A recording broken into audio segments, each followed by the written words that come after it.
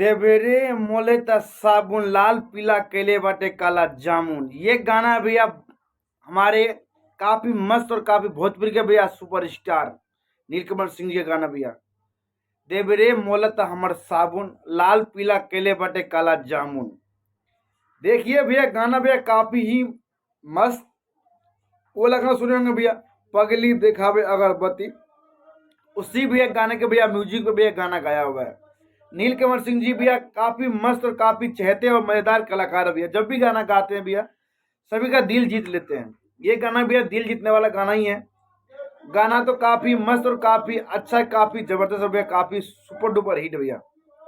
सारे गामा भोजपुरी भैया गाना आ चुका है, वहां से जाके भैया आप गाना सुन सकते हैं भैया। 5 से 6 मिलियन भैया गाना क्रॉस भी मार चुका है।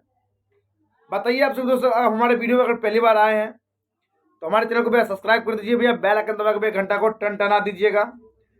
और भैया वीडियो अच्छा लगे तो भैया वीडियो को भैया शेयर कीजिएगा, कमेंट कीजिएगा भैया। आप सब होली का गाना है भैया, सबसे ज्यादा भैया सुने जाने वाला गाना भैया होली का कौन सा गाना है भैया, कमेंट बॉक्स में बता दीजिएगा। जय बिहार, जय भोजपुरी, हर महादेव। फिर मुलाकात होगी अगले वीडियो, तब तक के लिए जय हिंद दोस्तों।